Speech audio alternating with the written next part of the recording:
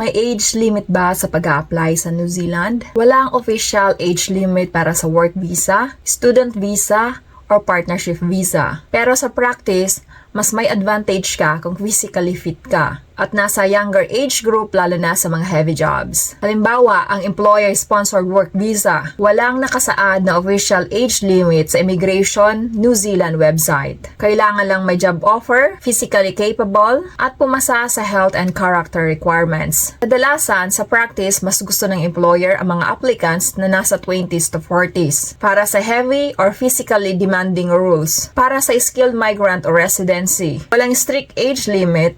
Pero sa point system, mas mataas ang points kung mas bata ka. Theoretical cutoff is 50 years old. Pero hindi ito hard age limit sa application. Student visa, walang maximum age limit. Kailangan lang realistic ang study plan at sapat ang budget para sa stay mo. Para sa partnership and dependent visa, walang age limit basta eligible ang sponsor at pasok sa requirements. Tandaan, kahit ilang taon ka, basta may enough experience ka at physically fit ka, huwag mag-atubiling magpasa ng inyong application. Walang mawawala sa pagtatry, sayang ang opportunity kung hindi ka nag-try pero may chance ka din sana.